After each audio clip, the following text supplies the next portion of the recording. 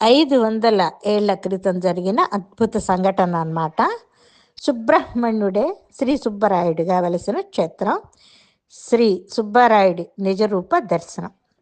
పాణ్యం మండలం సుబ్బారాయుడు కొత్తూరు భిన్నమైనటువంటి ఆచారాన్ని పాటిస్తోంది. ఆదివారం అందరికీ సెలవు, ఆ పెళ్ళకు సెలవే. కానీ మిగిలిన వారి కంటే కాస్త ఎక్కువ సెలవు. ఆదివారం మాంసాహారం ముట్టకపోవటం, అంత్యక్రియలు నిర్వహించకపోవటం ఈ పిల్లలు అనాదిగా వస్తున్న ఆచారం. మిగిలిన రోజుల్లో మాంసాహారం తినాలన్నా ఆ ఊరిలో దొరకదు. 6 కిలోమీటర్లు వెళ్ళి తెచ్చుకోవాల్సిందే. ఆసక్తి కలిగించే ఈ ఆచారం వెనుక సుబ్రహ్మణ్యేశ్వర స్వామి ఆలయ స్థల పురాణ నేపథ్యం ఉంది. ఏమిటా కదా తెలుసుకుందామా? 500 ఏళ్ల క్రితం కొత్తూరు గ్రామానికి చెందినటువంటి బీరం చెన్నారెడ్డి అనే రైతు తీవ్ర ఆర్థిక ఇబ్బందులు ఎదుర్కొన్నాడు. గట్టెక్కే మార్గం చూపాలని ఓ బ్రాహ్మణుడిని ఆశ్రయించాడు. మాఘశుద్ధ షష్ఠి రోజున పొలం దున్నితే కష్టాలు తొలుగుతాయని బ్రాహ్మణుడు సూచించాడు. దీంతో చెన్నారెడ్డి కాడెద్దులను నాగలికి కట్టి పొలం దున్నడం ప్రారంభిస్తాడు. ఆ సమయంలో నాగలికి ఉన్నట్టుండి భూమిలో ఏదో అడ్డు తగులుతుంది. ఆ క్షణంలోనే ఆకాశంలో 12 తలల నాగుపాము రూపం ప్రత్యక్షమవుతుంది. ఆ తేజస్సుకు రైతు కంటి చూపు కోల్పోతాడు. కాసేపటికి చుట్టుపక్కల రైతులు వచ్చి నాగలిని వెనక్కులాగి చూస్తారు. అక్కడ 12 శిరస్సుల నాగేంద్రుడి విగ్రహం బయటపడుతుంది. ఒక బాలుడు ప్రత్యక్షమై తాను సుబ్బరాయుడునని, అంటే సుబ్రహ్మణ్యేశ్వర స్వామి, 3 రోజుల పాటు తనకు క్షీరాభిషేకం చేస్తే చెన్నారెడ్డికి చూపు వస్తుందని చెప్తాడు. అలా పూజలు చేయగానే చెన్నారెడ్డికి కంటి చూపు వస్తుంది. దీంతో సుబ్రహ్మణ్యేశ్వర స్వామి గుడి కట్టాలని గ్రామస్తులు నిర్ణయించుకుంటారు. స్వామివారిని వేడుకుంటారు. రాత్రి రోకలిపోటు తర్వాత మొదలుపెట్టి తెల్లవారుజామున కోడి కూతకు ముందే గుడి నిర్మాణం పూర్తి చేయాలి అని స్వామి సెలవిస్తాడు. లేదంటే 7 బలి అవుతారని హెచ్చరిస్తాడు. స్వామివారి స్వయంభూ విగ్రహాన్ని నేలపైనే పెట్టి గుడి నిర్మాణం ప్రారంభిస్తారు. కోడి కూతలోగా ప్రహరీ మాత్రమే పూర్తవుతుంది. పైకప్పు లేని ఆలయం సిద్ధమవుతుంది. అప్పటిదాకా గ్రామం పేరు కొత్తూరు కాక స్వామి వెలిసిన తర్వాత సుబ్బారాయుడు కొత్తూరుగా మారింది. ఇది స్థల పురాణం.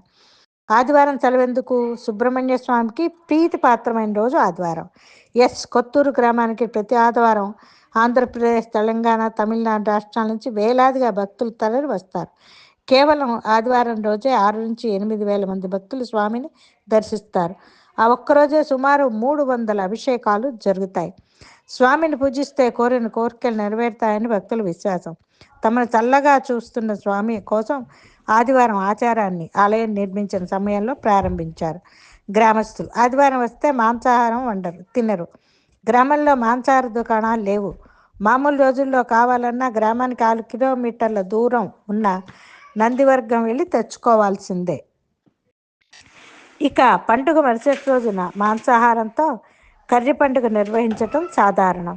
ఆ పండుగ ఆదివారం వస్తే సోమవారానికి వాయిదా పడుతుంది.